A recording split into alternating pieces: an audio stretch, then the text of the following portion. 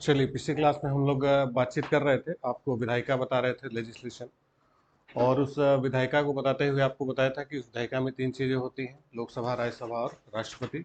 जिसमें सबसे पहले आपको राष्ट्रपति के बारे में बताया था, राष्ट्रपति उसका कामकाज, उसकी शक्तियाँ, उसका हटाया जाना। फिर बताया कि राष्ट्रपति का पद कभी भी खाली नहीं हो सकता, तो इसलिए उपराष्ट्रपति का पद बनाया गया है, वाइस प्रेसिडेंट। और उपराष्ट्रपति के बारे में आपको बताया था कि जो उपराष्ट्रपति है, उस उपराष्ट्रपति में आपको बताया था कि उसका चुनाव की जो प्रक्रिया है बहुत सिंपल होती है, साधारण होती है। उसमें आपको बताया था कि बस लोकसभा, राज्यसभा के सभी सदस्य हिस्सा लेते हैं, बोथ इलेक्टेड एंड नॉमिनेटेड, चाहे निर्वाचित हो चाहे मनोनीत हो, दोनों हिस्सा लेते हैं। और राज्य विधानसभाओं के सदस्य उसमें हिस्सा नहीं लेते। और चुनाव की प्रक्रिया बिल्कुल सिंपल होती है। उनका भी जो क्वेश्चन मनी है कितना रखा गया है, 15,000 रुपया है। और 20 प्रस्तावक और 20 अनुमोदक हैं, जबकि राष्ट्रपति के चुनाव में आपको बताया था कि कम से कम 50 प्रस्तावक और 50 अनुमोदक होने चाहिए। और हटाना भी आपको पता है, बिल्कुल सिंपल है कि राज्यसभा एक प्रस्ताव पारित करके इनको इनके पद से हटा सकती है। और बताया था कि इनको सैलरी किस बात की मिलती है, राज्यसभा के सभापति वाली, क्योंकि एग्जैक्टली वाइस प्रेसिडेंट का अपना कोई काम नहीं होता, उपराष्ट्रपति का सीधा सीधा कोई काम नहीं है। उपराष्ट्रपति या तो कार्यवाहक राष्ट्रपति होगा या राज्यसभा का पदेन सभापति होगा, इसके अलावा और वो कुछ नहीं हो सकता। फिर उससे जुड़े हुए कई सारे फैक्ट्स आपको लिखवाया था। उसके बाद फिर राज्यसभा आपको बता रहे थे कि जो राज्यसभा हमारे यहाँ है, राज्यसभा की जो संरचना है, कंपोजिशन है, किस अनुच्छेद में दिया गया है, अनुच्छेद 21 में, अनुच्छेद 80 में, कि जो राज्यसभा होती है इसमें अधिक से अधिक कितने सदस्य हो सकते हैं, 250। जिसमें वर्तमान में कितने हैं, 245, जिसमें 233 निर्वाचित हैं और 12 क्या होते हैं, मनोनीत होते हैं। और जो मनोनयन की प्रक्रिया आपको पता है किसके द्वारा मनोनीत होते हैं, राष्ट्रपति द्वारा। कौन से अनुच्छेद से, अनुच्छेद 80(3) में ये बताया गया है कि राष्ट्रपति अलग अलग क्षेत्रों के कितने लोगों को, 12 लोगों को राज्यसभा में नॉमिनेट करते हैं।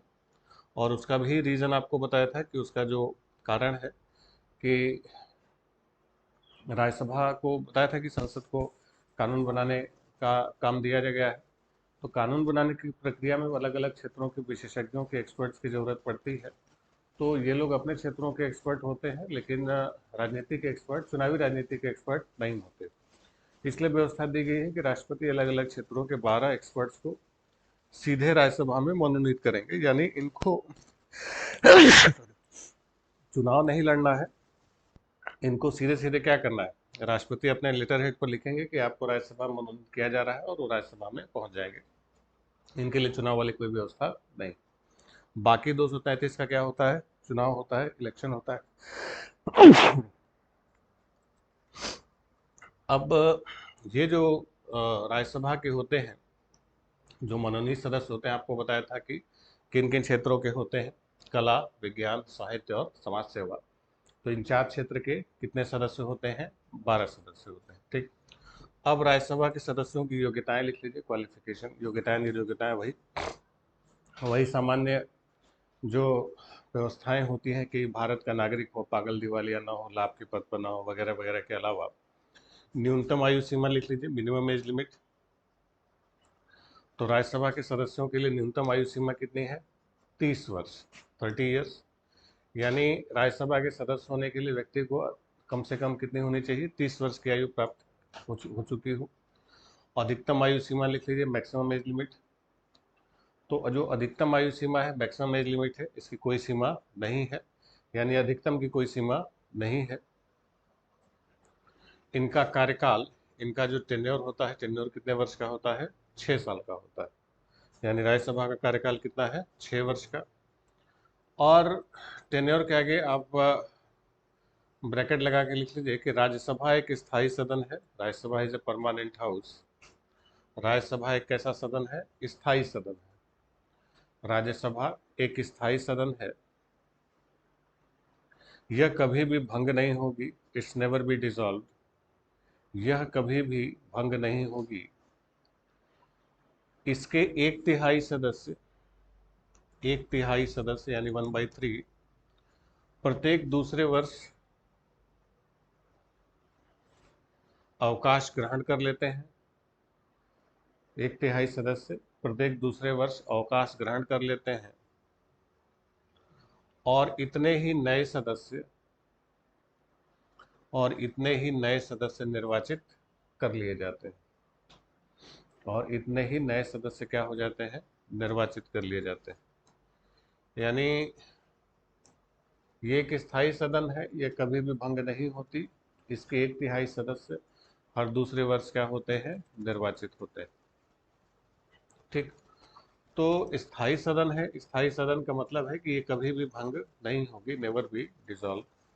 तो कभी भी भंग नहीं होने का मतलब क्या हुआ? पर कभी भंग नहीं होने का मतलब देखिए कि हमारे यहाँ जो व्यवस्था है, तो आपको बताया था कि एक क्या है, लोकसभा है, और एक क्या है, राज्यसभा है। ठीक, और एक क्या है, राष्ट्रपति, प्रेसिडेंट। तो होता क्या है कि लोकसभा हर 5 साल बाद डिसॉल्व हो जाती है। लोकसभा हर 5 साल बाद क्या हो जाती है, भंग हो जाती है। और भंग होने के बाद इसका चुनाव होता है, हर 5 साल बाद लोकसभा के चुनाव होते हैं।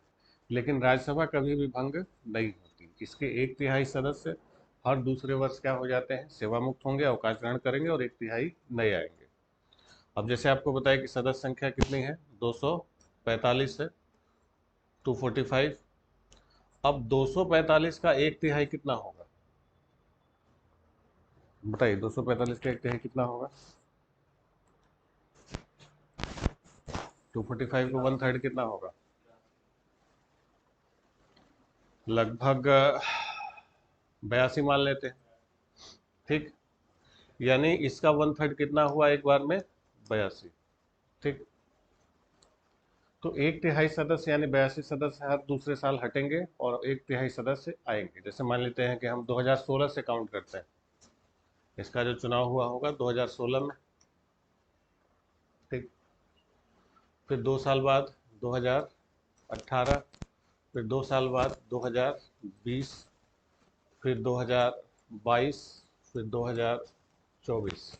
ठीक, अब देखिए कि जो 2016 में 1/3 जो पुराने थे वो रिटायर हुए होंगे और नए 82 सदस्य आए होंगे। ठीक, फिर 2018 में पुराने 1/3 गए और 82 सदस्य आए। फिर 2020 में 1/3 पुराने गए और 82 नए सदस्य आए।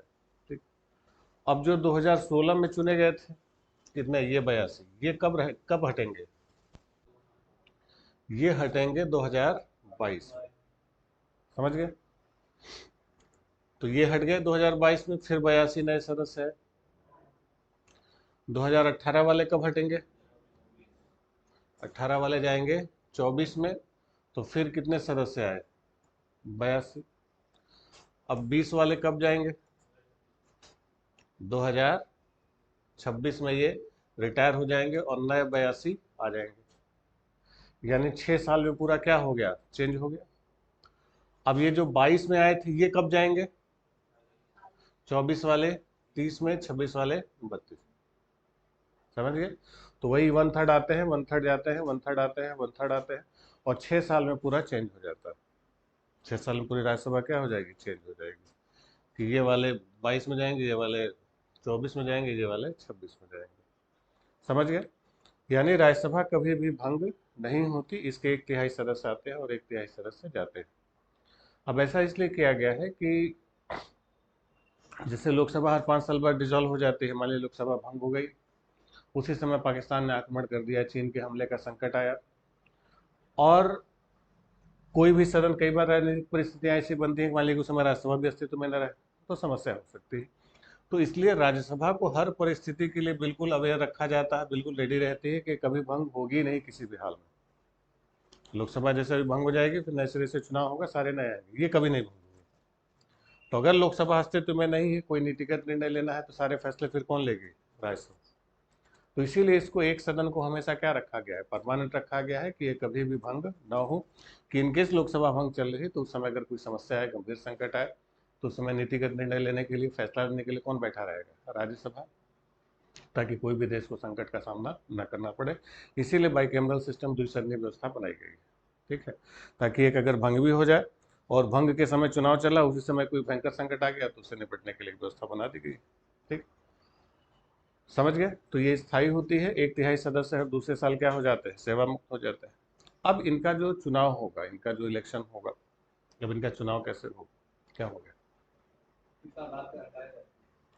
अरे कार्यकाल 6 साल का हो गया तो हटेंगे नहीं। हाँ, 1/3 जो नहीं 16 में आए वो कब जाएंगे, 22 में जाएंगे, जो 18 में जाएंगे वो 24 में जाएंगे। सबका 6-6 साल पूरा होता जाएगा, 6-6 साल बाद हटते जाएंगे, जो चुने जाएंगे 6 साल बाद वो हटा दिए जाएंगे। बिल्कुल चुने जा सकते हैं, जब भी जितनी बार चाहें। अब इसमें समस्या हुई थी पहली बार, जब पहली बार राज्यसभा का जब चुनाव हुआ 1952 में, तो उस समय चुने गए सारे सदस्य एक साथ 250 पूरे, अरे 245 पूरे चुन लिए गए। तो ये हुआ कि अब रिटायर होना है, तो अब कभी न कभी तो इसको ब्रेक करना पड़ेगा। अच्छा, तो पहली बार जब चुना गया तो उसके 2 साल बाद 1954 में 1/3 सदस्यों को हटा दिया गया। अब 1/3 कौन जाएंगे, उनका कार्यकाल केवल 2 साल रहा होगा, कौन जाएंगे? तो उनके नाम की चिट बनाई गई, और इससे होता है ना कि लकी ड्रॉ, तो लकी ड्रॉ से 1/3 नाम निकाले गए और उनको हटा दिया गया। उनकी जगह नए 1/3 सदस्य आए 1954 में। फिर 1956 में, यानी पहली बार जो सेवा मुक्त हुए वो कुल कितने साल में हो गए थे, 2 साल में। फिर 1954 में अगले 2 साल वालों को, अगले जो 1/3 बचे थे उनको हटाया गया, वो भी लकी ड्रॉ किया गया। और फिर बाकी जो 1/3 बचे वो 1956 में, यानी पहली बार जो राज्यसभा चुनी गई थी तो उसमें केवल 1/3 लोग ही 6 साल रहे होंगे, 1/3 2 साल, 1/3 4 साल, ताकि चेन बनेगी तब तो आगे बढ़ता रहेगा। नहीं तो सब एक साथ पॉइंट फिर एक साथ हटेंगे तो फिर कैसे ही श्रृंखला बन पाएगी। तो इसलिए पहली दूसरी बार टेन्योर कम था, उसके बाद फिर सबको एक साथ कर दिया गया। तो उसके बाद से हर 2 साल बाद 1/3 आएंगे, 1/3 जाएंगे, 1/3 आएंगे, 1/3 जाएंगे। समझ गए? तो इसीलिए इसको क्या रखा गया है, परमानेंट रखा गया है, स्थायी रखा गया है। अब इसके सदस्यों का चुनाव कैसे होता है, ये तो आपको पता है कि 12 सदस्य इसमें क्या होते हैं, मनोनीत होते हैं, और 233 सदस्य क्या होते हैं, निर्वाचित होते हैं। तो निर्वाचित कैसे होते हैं? तो निर्वाचन के लिए क्या किया गया है, सीटें बांटी गई है राज्यसभा की। अब राज्यसभा की सीटों का बंटवारा कहाँ किया गया है, राज्यसभा की सीटें कहाँ बांटी गई, क्या लिखवाएं,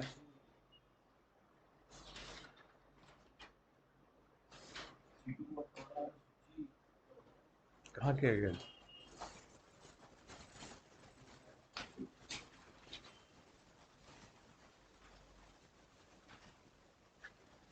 बार बार बोल रहे हैं, पढ़ते रहिए नहीं तो फिर काम खत्म हो जाएगा।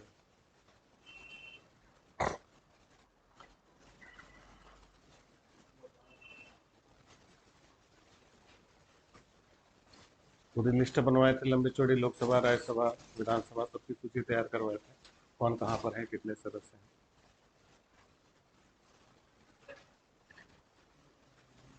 राज्यसभा की सीटों का बंटवारा कहाँ किया गया,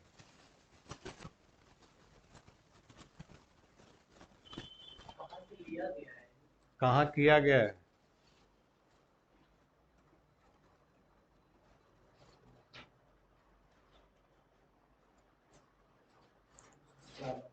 लिखवाए? जो पढ़ाया जाता है वो नहीं पढ़ते थे, तो दर्शन से सवाल पूछोगे है, जो पढ़ाया जाता है उसको छोड़ के बाकी सब पढ़ जाओ, नहीं?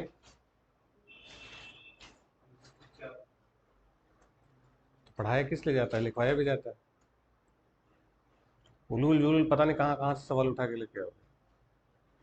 जो पहले आप तैयार कर रहे हैं उसको तैयार कर लीजिए, उसके बाद समय मिले तो बाकी चीजें पढ़िए।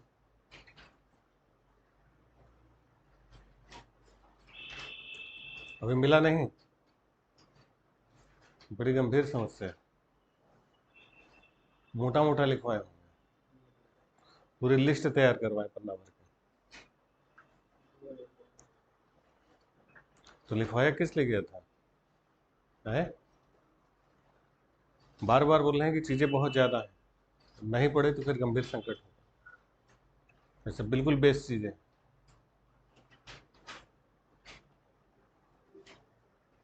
ऐसा तो है नहीं कि एक दिन में आपको 10-20 पेज लिखवा दे रहे हैं, 3-4 पेज का खेल है हम लोग।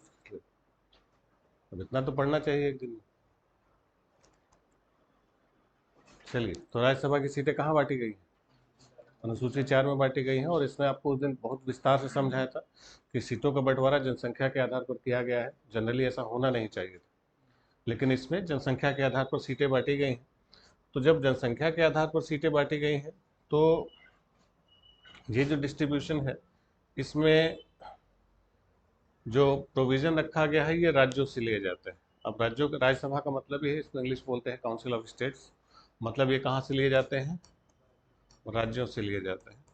तो राज्यों की पॉपुलेशन के हिसाब से सीटें बांटी गई हैं और इसके राज्य की जो विधानसभाएं होती हैं, और विधानसभा में कौन होते हैं? विधायक होते हैं, एमएलए। तो राज्यों के विधायक राज्यसभा के सदस्यों को चुनते हैं और जिस पार्टी की संख्या ज़्यादा रहती है उसको सीटें ज़्यादा मिलती हैं। जिस पार्टी की संख्या ज़्यादा होने का मतलब कि जैसे यूपी है, तो यूपी में राज्यसभा के एमपीज को आप देखेंगे तो सांसदों की संख्या है, एमपी की संख्या है, 31 सीटें दी गई हैं यूपी में। और यूपी में आप देखेंगे विधायक कितने हैं, एमएलए कितने हैं? 403 विधायक। तो यूपी में 403 विधायक हैं और सांसद कितने हैं राज्यसभा के? 31 हैं।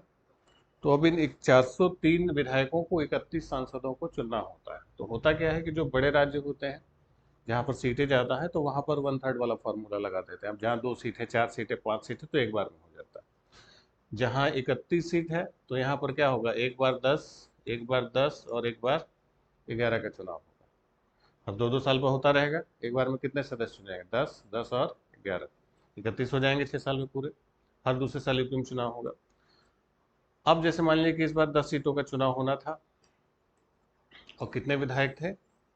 403 विधायक चुनने हैं। कितने सांसदों को? 10 सांसदों को। 10 सांसद हैं राज्यसभा के और विधायक कितने हैं? 403। तो 403 विधायक मिलकर 10 सांसद चुनेंगे। तो एक सांसद बराबर कितना विधायक आ जाएगा? लगभग 40 आएगा। यानी राज्यसभा की एक सीट चुनने के लिए विधानसभा में कितने यूपी में विधायक चाहिए? 40 विधायक चाहिए। ठीक। अब यूपी विधानसभा की दलगत स्थिति आप देखेंगे तो यूपी विधानसभा में सबसे बड़ी पार्टी कौन सी है? बीजेपी है। बीजेपी के पास 255 के आसपास सीटें हैं। दूसरे नंबर पर समाजवादी पार्टी है। समाजवादी पार्टी के पास लगभग 100-150 के आसपास सीटें हैं। तीसरे नंबर पर कांग्रेस है, 2 सीट है। फिर बहुजन समाज पार्टी है, बीएसपी, उनके पास 1 सीट है। देख, अब राज्यसभा की एक सीट के लिए विधायक कितने चाहिए? 40। तो बसपा को कोई सीट मिलेगी? नहीं मिलेगी। कांग्रेस को कोई सीट नहीं मिलेगी। सपा को कितनी सीटें मिल जाएंगी? सपा को मिलेंगी सीटें 3। ठीक। बाकी 7 सीटें किसको मिल जाएंगी? बीजेपी को मिल जाएगी। समझ गए? वो चुन लेंगे। अब इसमें से भी क्रॉस वोटिंग हो गई कि जैसे 3 थे, बचे कितने? 30। और कुछ और विधायक थे, उन्होंने पता चला कि इधर वोट कर दिया जाके, तो उनके 8 हो गए, इनके 2 ही रह गए। अब जैसे दिल्ली है, दिल्ली में राज्यसभा की 3 सीटें हैं और विधायकों की संख्या है 70। कितने विधायक हैं? 70। तो एक सांसद बराबर कितना विधायक हो जाएगा? लगभग 23। ठीक। अब इस 70 में 62 सीटें आम आदमी पार्टी के पास है। तो राज्यसभा में दिल्ली की तीनों सीटें किसके पास जाएंगी? आम आदमी पार्टी के पास चली जाएंगी। समझ गए? तो इसी तरीके से जिस पार्टी के विधायक, अब 2016 का अगर आप आंकड़ा देखेंगे यूपी में, तो यूपी में 2016 में सबसे बड़ी पार्टी कौन सी थी? समाजवादी पार्टी थी। इनके पास 210 सीटें थी। उसके बाद बहुजन समाज पार्टी थी, इनके पास 90 के आसपास सीटें थी। फिर बीजेपी थी, इनके पास 54 सीटें थी। फिर कांग्रेस थी, इनके पास 24 सीटें थी। तो 2016 में चुनाव हुआ तो कांग्रेस को कितनी सीटें मिली होंगी? एक भी नहीं। बीजेपी को कितनी मिली होंगी? 1। बसपा को 2, इनको 3। समझ गए?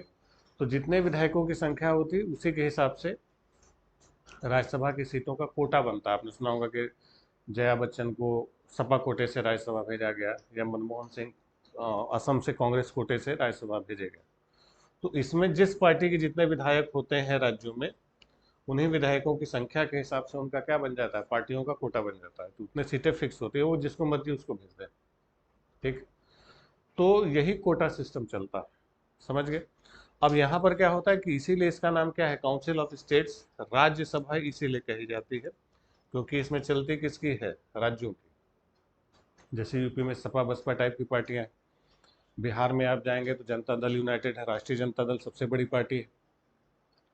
या वेस्ट बंगाल में जाएंगे तृणमूल कांग्रेस सबसे बड़ी पार्टी है, या उड़ीसा में जाएंगे तो बीजू जनता दल है, तेलंगाना में जाएंगे तो टीआरएस है, तेलंगाना राष्ट्र समिति है, आंध्र प्रदेश में जाएंगे तो वाईएसआर कांग्रेस है, तेलुगु देशम पार्टी है, तमिलनाडु में जाएंगे डीएमके है, एआईएडीएमके है, केरल में जाएंगे तो वहाँ पर कम्युनिस्ट पार्टियाँ हैं, ठीक है। आप महाराष्ट्र में जाएंगे तो शिवसेना है, राष्ट्रवादी कांग्रेस पार्टी है, पंजाब में जाएंगे तो वहाँ पर आपको दिखाई देगा शिरोमणि अकाली दल है, आम आदमी पार्टी। तो अलग अलग राज्यों में अलग अलग स्थानीय पार्टियां होती हैं क्षेत्रीय स्तर पर। तो राज्यसभा में उनकी सीटें भी क्या हो जाती हैं, ज़्यादा हो जाते हैं। तो राज्यसभा में सीटें किसकी हो जाती हैं, राज्यों से ही जाती हैं, और राज्यों में स्थानीय पार्टियां बहुत ज़्यादा हैं।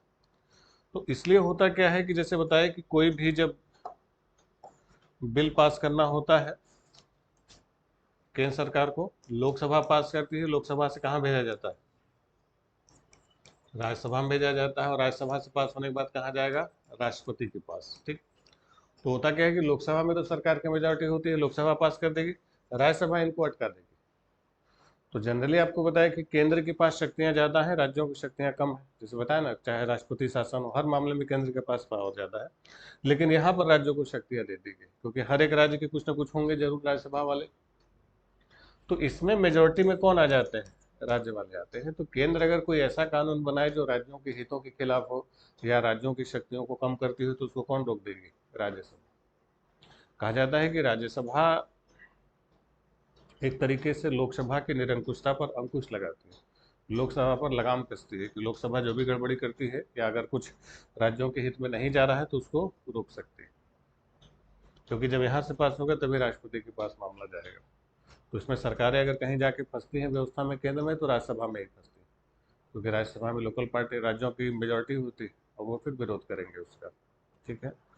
तो इसीलिए राज्यसभा का हमारी विधायिका में, हमारे लेजिस्लेशन में बहुत महत्वपूर्ण योगदान होता है। सबसे महत्वपूर्ण योगदान इसका होता है कि ये रोक देती है।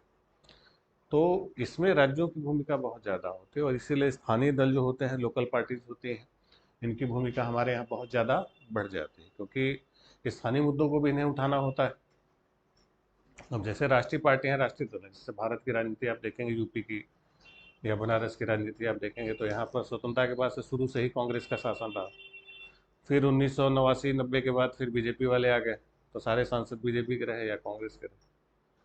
लेकिन ये जो बड़े राष्ट्रीय नेता होते थे, ये लोग राष्ट्रीय स्तर की बातचीत करते थे।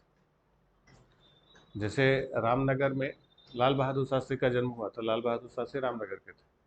अब रामनगर के लाल बहादुर शास्त्री रहने वाले थे, और रामनगर की हालत आप देख लीजिए पिछले कुछ सालों में जाके क्या हुई है रामनगर।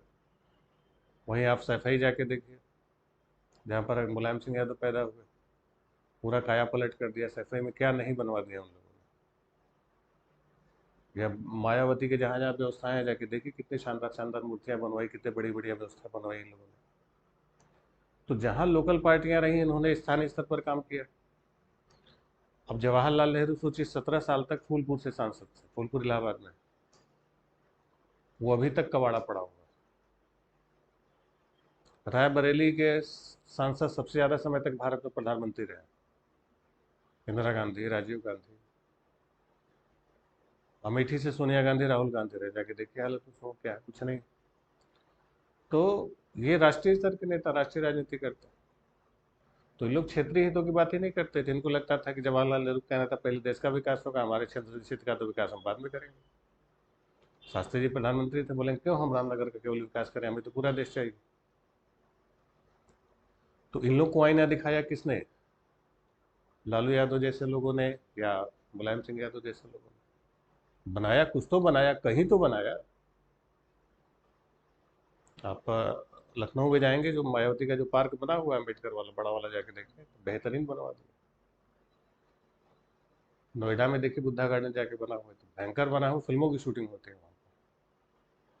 तो ये स्थानीय पार्टियों का दबाव बना, तब जाके ये लोग स्थानीय स्तर पर कुछ करना शुरू किया। अब देखिए ना, दुर्गा कुंड में तो फुहारा वुहारा चलता है जब कोई बड़ा नेता आता है। जो आप देखते हैं ना, घाटों पर डेंटिंग पेंटिंग की लाइट बत्ती जलने लगी है,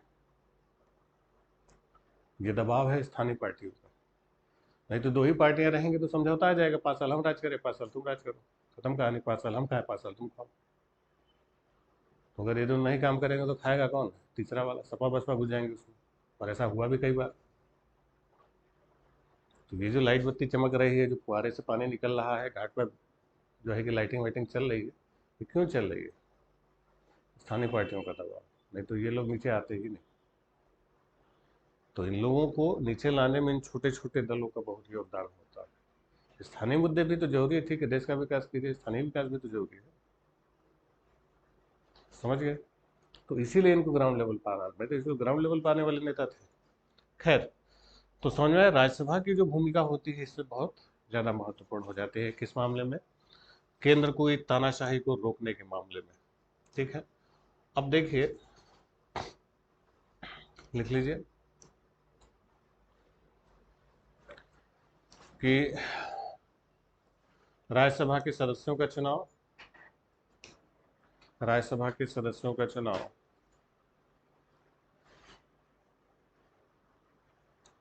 राज्यसभा के सदस्यों का चुनाव राज्य विधानसभा में, राज्य विधानसभा के विधायकों द्वारा किया जाता है, विधायकों द्वारा किया जाता है।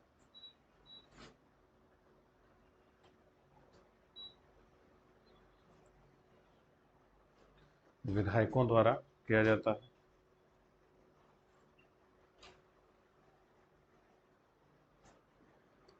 विधायकों द्वारा किया जाता है। ठीक है, इसमें दलगत आधार पर, दलगत आधार पर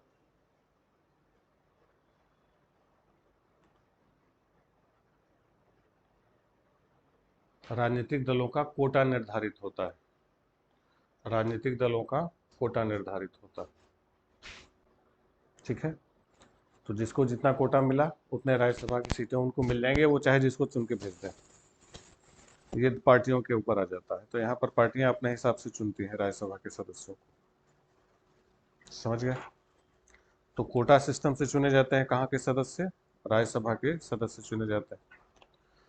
अब ये जो राज्यसभा होती है, ये तो सदस्यों का चुनाव हो गया। अब इनके लिए सदस्यता का अंत कैसे हो सकता है? अगर सदस्यता का अंत करना हो तो राज्यसभा के सदस्यों का सदस्यता का अंत, एंड ऑफ मेंबरशिप, सदस्यता का अंत कैसे हो सकता है? तो सदस्यता के अंत का एक बिल्कुल कॉमन फिनोमिना है कि अगर कोई व्यक्ति, मान लीजिए कि राज्यसभा का सदस्य वो लोकसभा में चुन लिया गया, तो राज्यसभा की सदस्यता उसकी क्या हो जाएगी? समाप्त हो जाएगी। लिख लीजिए, यदि वह लोकसभा या किसी अन्य सदन के लिए चुन लिया गया, लिख लीजिए, यदि वह लोकसभा या किसी अन्य सदन के लिए चुना गया, जैसे योगी आदित्यनाथ पहले हालिया लोकसभा के सदस्य थे, अगर राज्यसभा कोई सदस्य मान लीजिए कहीं मुख्यमंत्री बन गया, किसी को कुछ और काम दे दिया गया, किसी अन्य सदस्य के लिए चुन लिए जाते हैं, तो उनकी राज्यसभा की सदस्यता क्या हो जाएगी? समाप्त हो जाएगी। ठीक। दूसरा होता है एब्सेंटी का ग्राउंड बनता है। एब्सेंटी यानी अनुपस्थिति। अनुपस्थिति में क्या होता है कि अगर कोई व्यक्ति राज्यसभा का सदस्य है और वो लगातार 60 दिनों तक बिना सूचना के अनुपस्थित रहता है, तो उसकी सदस्यता समाप्त हो जाती है। लिख लीजिए, सदन की बैठकों को, सदन की बैठकों में लगातार 60 दिन तक, सदन की बैठकों में लगातार 60 दिन तक बिना अनुमति के अनुपस्थित रहा है। तो अगर लगातार 60 दिन तक बिना अनुमति के अनुपस्थित रहा है तो उसकी सदस्यता क्या हो जाएगी? समाप्त हो जाएगी। ऐसा एक बार हो चुका है कि पंजाब के एक राज्यसभा के सांसद थे बरजिंदर सिंह हमदर्द, उनकी अनुपस्थिति के आधार पर संसद सदस्यता समाप्त कर दी गई। ब्रैकेट में लिख लीजिए, सन 2000 में, सन 2000 में पंजाब से राज्यसभा सांसद, पंजाब से राज्यसभा सांसद बरजिंदर सिंह हमदर्द, बरजिंदर सिंह हमदर्द लगातार 60 दिनों तक अनुपस्थित रहे, लगातार 60 दिनों तक अनुपस्थित रहे,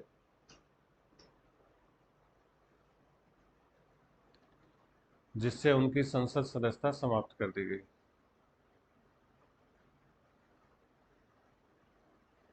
मतलब अनुपस्थिति के कारण उनकी संसद सदस्यता क्या कर दी गई, समाप्त कर दी गई। किसकी? बरजिंदर सिंह हमदर्द थे। ठीक, 60 दिनों तक अनुपस्थिति के कारण उनकी संसद सदस्यता क्या कर दी गई, समाप्त हो गई। ठीक, तीसरा लिख लीजिए कि अगर कोई एंटी डिफेक्शन में पाया गया, लिख लीजिए, दल बदल कानून के आधार पर, दल बदल कानून के आधार पर भी मेंबरशिप क्या हो सकती है, समाप्त हो सकती है। कि आप एक पार्टी छोड़ के दूसरी पार्टी में चले गए तो पार्टी का अध्यक्ष अपील करेगा और आपकी सदस्यता क्या की जाएगी, समाप्त कर दी जाएगी।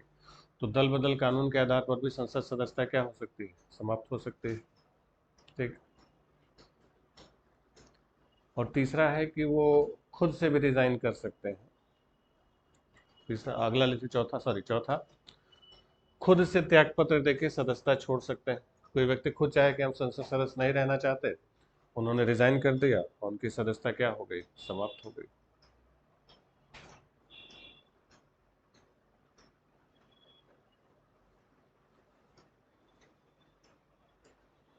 ठीक, तो ऐसे कई आधार बनते हैं कि जब राज्यसभा के सांसदों की सदस्यता क्या हो सकती है, समाप्त हो सकती है। ठीक है, कि दल बदल कानून में आ जाए, खुद से छोड़ दें, किसी अन्य सदन के लिए चुने गए, या लगातार 60 दिनों तक बैठकों से क्या रहे, बिना अनुमति के अनुपस्थित रहे, तो उस व्यक्ति की संसद सदस्यता क्या हो जाएगी, समाप्त हो जाएगी। ठीक, अब इस राज्यसभा के जो अधिकारी होते हैं, कि आपको लिख लीजिए, राज्यसभा के सभापति।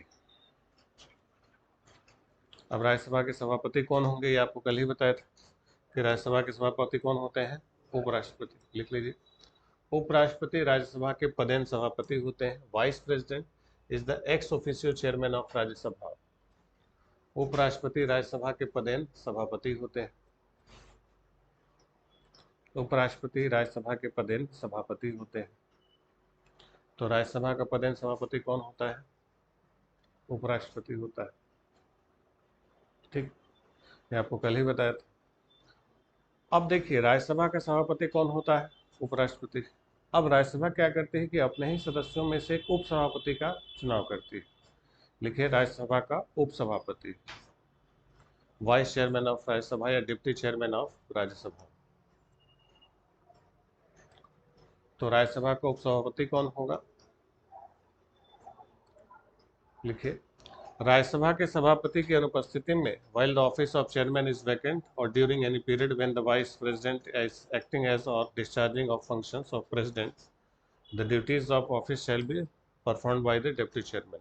राज्यसभा के सभापति की अनुपस्थिति में उपसभापति, राज्यसभा के सभापति की अनुपस्थिति में उपसभापति उसके कर्तव्यों का निर्वहन करेगा। यानी सभापति नहीं है तो फिर कौन करेगा, उपसभापति उसके कर्तव्यों का क्या करेगा, निर्वहन करेगा। कि सभापति की अनुपस्थिति में कौन करेगा, उपसभापति। ठीक, अब उपसभापति का चुनाव कैसे होगा, तो उपसभापति, ध्यान रखेंगे, ये बिल्कुल सिंपल होता है कि ये राज्यसभा के सदस्य चुनते हैं और अपने सिंपल मेजोरिटी से उनको चुना जाता है। लिख लीजिए, उपसभापति का चुनाव, इलेक्शन ऑफ डिप्टी चेयरमैन, उपसभापति का चुनाव। तो उपसभापति का चुनाव कैसे होगा,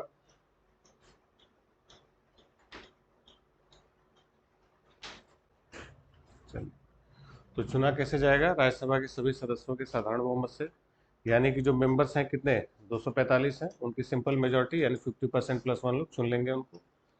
ठीक, फिर लिखिए, हटाया जाना, रिमूवल, उनको हटाया कैसे जाएगा, तो उनके जो हटाने की प्रक्रिया होगी राज्यसभा के उपसभापति को, कि राज्यसभा के सदस्यों द्वारा पारित प्रस्ताव से, यानी राज्यसभा के सदस्य एक प्रस्ताव पारित करेंगे और उनको उनके पद से हटा दिया जाएगा। राज्यसभा के सदस्यों द्वारा पारित प्रस्ताव से, प्रपोजल पास बाय राज्यसभा, कि राज्यसभा उनके सदस्य उनके हटाने का प्रस्ताव पारित करेंगे और उनको उनके पद से हटा दिया जाएगा। अब इनका कार्यकाल कितना होगा, 6 वर्ष का होगा। ठीक, अब देखिए कि उपसभापति का कार्यकाल कितना होता है, 6 वर्ष। अब देखिए, अगर कहा जाए कि राज्यसभा के सभापति का कार्यकाल कितना होता है, राज्यसभा के सभापति, चेयरमैन ऑफ राज्यसभा, कितने साल के लिए होगा, 5 साल के लिए होगा, क्योंकि राज्यसभा का सभापति कौन होता है? वाइस प्रेसिडेंट होता है, उपराष्ट्रपति होता है। उपराष्ट्रपति कार्यकाल कितना होता है? 5 साल। जबकि उपसभापति का कार्यकाल कितना होता है? 6 साल। उपसभापति का कार्यकाल 6 साल क्यों होता है? क्योंकि उपसभापति इन्हीं का क्या होता है? सदस्य होता है। लिख लीजिए, लिखिए ब्रैकेट में 6 वर्ष के आगे लिखिए। राज्यसभा के सभापति का कार्यकाल 5 वर्ष का होता है। The tenure of chairman of Rajya Sabha is 5 years। तो राज्यसभा के सभापति कार्यकाल कितना होता है? 5 वर्ष। क्यों? क्योंकि वह भारत का उपराष्ट्रपति होता है। क्योंकि वह भारत का उपराष्ट्रपति होता है। क्योंकि वह भारत का उपराष्ट्रपति होता है। ठीक। और जबकि उपसभापति का कार्यकाल लिख लीजिए 6 वर्ष का होता है। जबकि उपसभापति का कार्यकाल 6 वर्ष, क्योंकि उपसभापति राज्यसभा का क्या होता है? सदस्य होता है। क्योंकि उपसभापति राज्यसभा का सदस्य होता है। सदस्य का कार्यकाल 6 साल का होगा। सिंपल सी बात है। वाइस प्रेसिडेंट का टेन्योर 5 साल है, तो ध्यान रखिएगा राज्यसभा के सभापति केवल 5 साल काम करता है, जबकि उपसभापति का टेन्योर कितना होता है? 6 साल। क्यों? क्योंकि उपसभापति उपराष्ट्रपति है और राज्यसभा का सदस्य नहीं होता, जबकि सभापति राष्ट्रपति उपराष्ट्रपति है, वो सदस्य नहीं होता, जबकि उपसभापति क्या होता है? सदस्य होता है। समझ गए? चलिए अब इनका शपथ लिख लीजिए। शपथ कौन कराएगा? तो राज्यसभा के सभापति को शपथ कौन दिलाएगा? उपराष्ट्रपति, वाइस प्रेसिडेंट।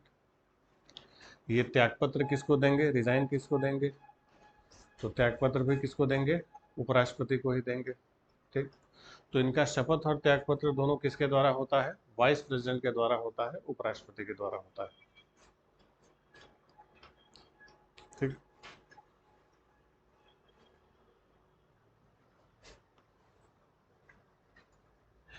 क्लियर? तो शपथ और त्यागपत्र दोनों को किसके द्वारा होता है? उपराष्ट्रपति के द्वारा होता है। अब जनरली जो राज्यसभा होती है, राज्यसभा की शक्तियां लोकसभा की तुलना में ही होती हैं, लगभग लगभग बराबर होती हैं। लेकिन राज्यसभा का संख्या बल क्योंकि कम होता है, इसलिए समस्या आती है, नहीं तो पावर्स लगभग लगभग सेम है। लेकिन कुछ मामले ऐसे हैं जहां पर राज्यसभा को लोकसभा की तुलना में अधिक शक्तियां दी गई हैं, यानी विशेष जगह पर है जहां पर राज्यसभा को कोई पावर नहीं है, सारी पावर किसको दी गई है? राज्यसभा, अरे सॉरी, लोकसभा को कोई पावर नहीं है, सारी पावर किसको दी गई है? राज्यसभा को। लिख लीजिए, जहां राज्यसभा लोकसभा से अधिक शक्तिशाली है, where Rajya Sabha is more powerful than Lok Sabha.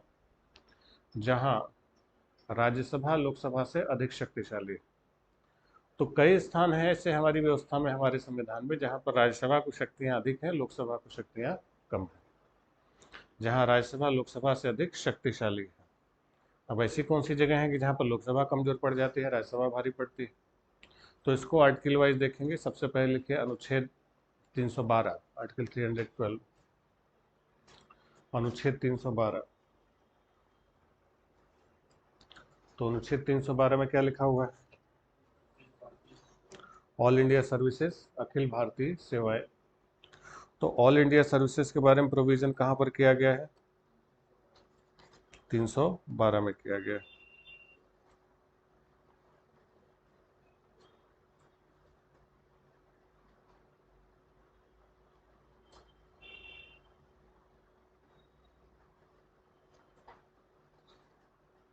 तीन सौ बारह।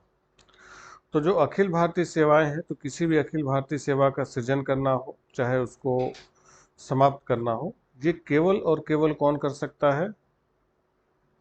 कौन कर सकता है? राज्यसभा कर सकती है। लोकसभा का इसमें कोई भी योगदान नहीं होता। ठीक है, लिख लीजिए, नई अखिल भारतीय सेवाओं का सृजन, formation of knew all India services.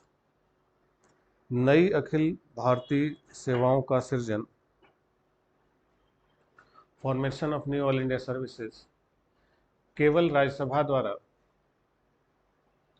केवल राज्यसभा द्वारा विशेष बहुमत से किया जा सकता है। यानी नई अखिल भारतीय सेवाओं का सृजन केवल किसके द्वारा किया जा सकता है? राज्यसभा द्वारा। कैसे किया जा सकता है? विशेष बहुमत से किया जा सकता है, स्पेशल मेजोरिटी से किया जा सकता है।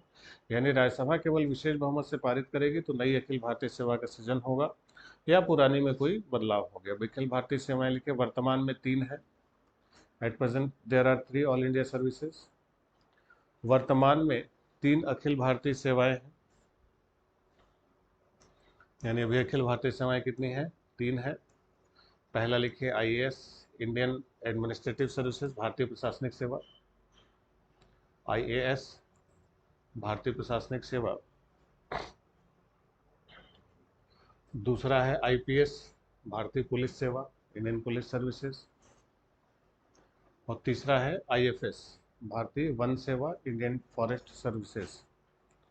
तो आईएएस, आईपीएस और आईएफएस ये तीनों सेवाओं को क्या माना जाता है? ऑल इंडिया, अखिल भारतीय सेवाएं।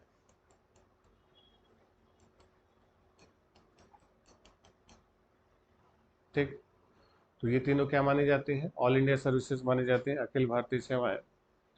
जैसे पहले आईएएस और आईपीएस ही हुआ करता था, फिर 60 के दशक में आईएफएस को नया जोड़ दिया गया, फॉरेस्ट सेवा को ऑल इंडिया में कर दिया गया। तो अखिल भारतीय सेवाएं वो होती हैं कि जिसमें कैडर अलॉट होता है। जैसे यूपीएससी का एग्जाम होता है, जनरली आप जिसको बोलते हैं कि आईएएस की परीक्षा हो रही है, तो एक्चुअली आईएएस की परीक्षा नहीं होती है, ये सिविल सर्विसेज प्रीलिम्स होता है, सीएसपी बोलते हैं उसको। तो प्रारंभिक परीक्षा होती है ये।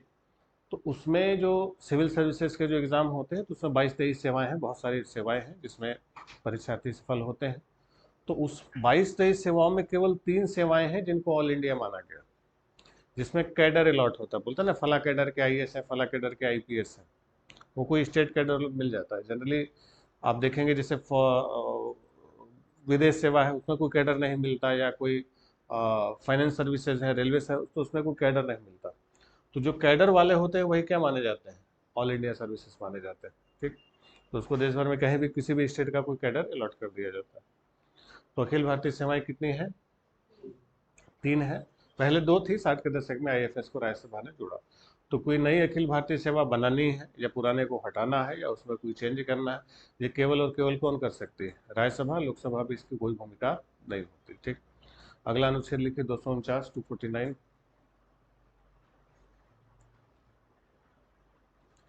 249।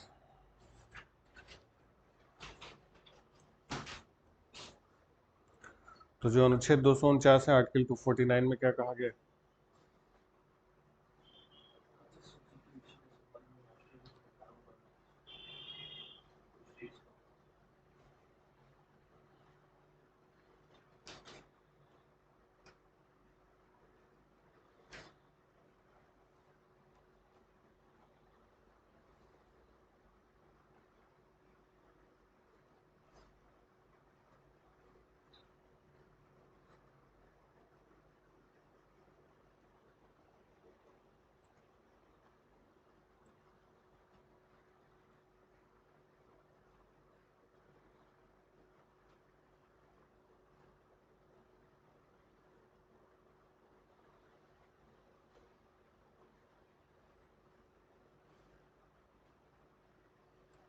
तो इसमें दिया गया है कि राज्य सूची के विषय के संबंध में राष्ट्रीय हित में कानून बनाने की संसद की शक्ति।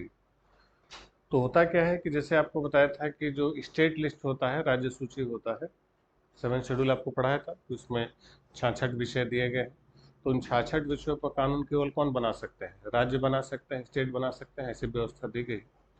लेकिन एक और सिस्टम बनाया गया है कि अगर मान लीजिए कोई राष्ट्रीय हित का मामला आता है और राज्य सूची पर कानून बनाने के लिए आवश्यकता पड़ती है कि संसद इस पे कानून बनाए।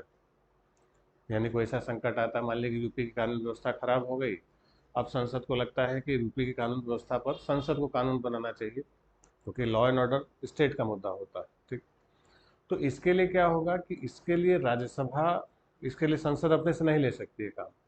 ये जिम्मेदारी दी गई है राज्यसभा को कि राज्यसभा विशेष बहुमत द्वारा एक प्रस्ताव पारित करेगी और वो प्रपोजल पास करके संसद को इस बात के लिए ऑथराइज करेगी, पार्लियामेंट को इस बात के लिए ऑथराइज करेगी कि वो राज्य सूची के किसी विषय पर कानून बनाए।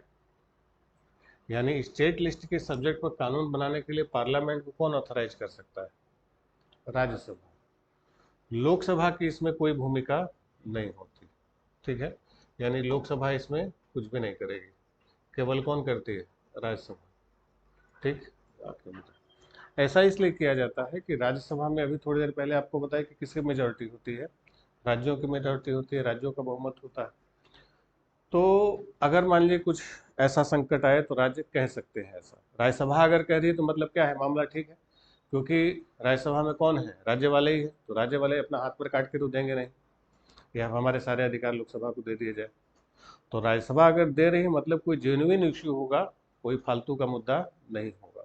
ठीक, लेकिन ऐसा भी नहीं कि एक बार कानून बना दिया तो हमेशा के लिए वैलिड होगा, वो कानून केवल 1 साल के लिए वैलिड होगा। अगर 1 साल बाद लगता है कि उस कानून को आगे बढ़ाना चाहिए तो फिर राज्यसभा उसको प्रस्ताव पारित करेगी और संसद को अधिकृत करेगी कि आप राज्य सूची के इस विषय पर कानून बनाइए या वही कानून रिपीट कीजिए, लेकिन केवल 1 साल के लिए। लिख लीजिए, राज्यसभा विशेष बहुमत द्वारा पारित प्रस्ताव से,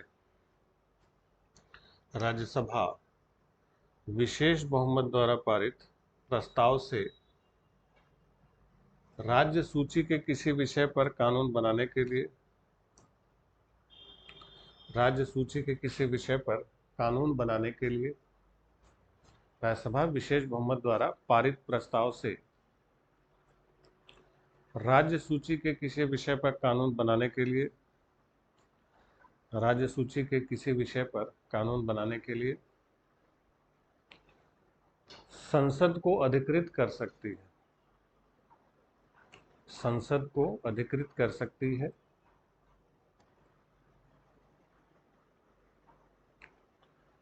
संसद को क्या कर सकती है? अधिकृत कर सकती है।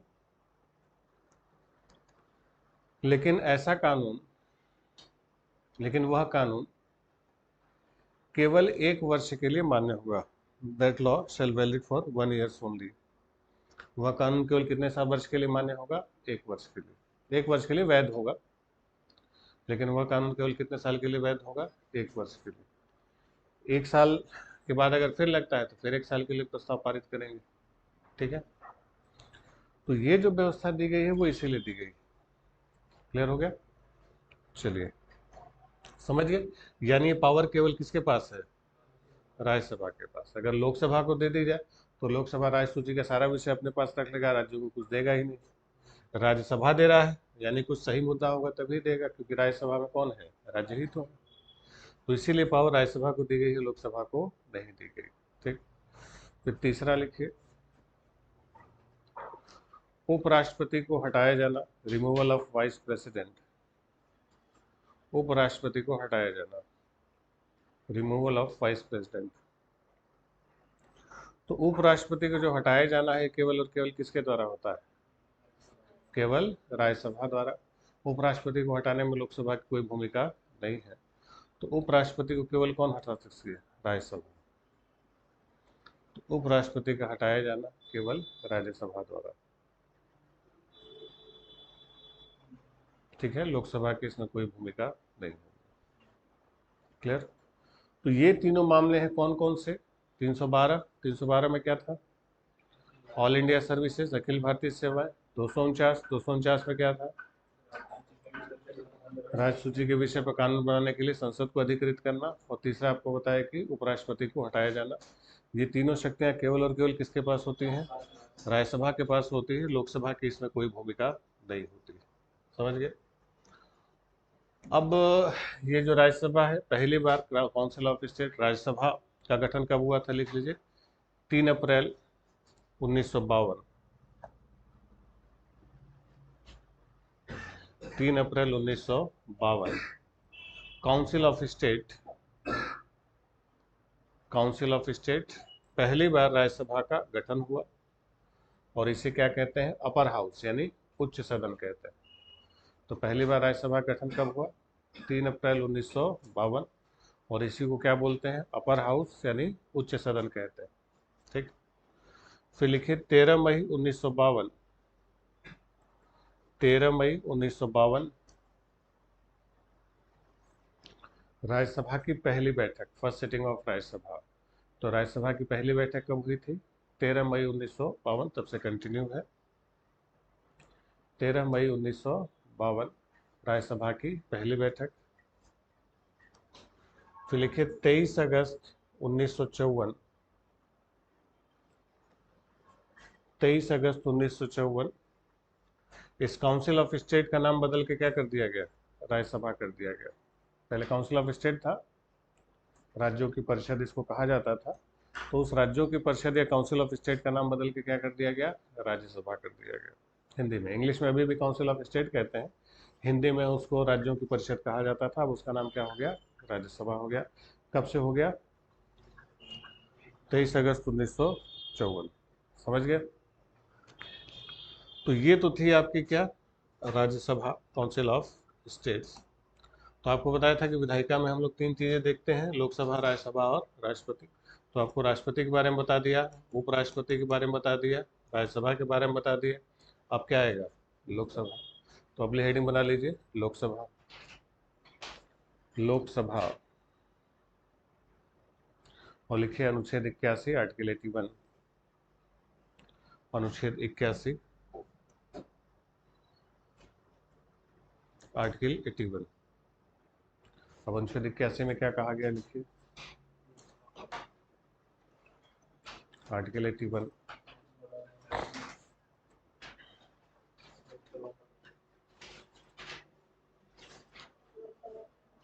लिख लीजिए। समझ गए? अब देखिए 79 में क्या था, 80 में क्या था, 81 में क्या है? समझ में आ रहा है कुछ कुछ? ठीक है, चलिए लोकसभा के बारे में हम लोग कल बातचीत करेंगे, इसकी संरचना क्या है, इसकी शक्तियाँ क्या है।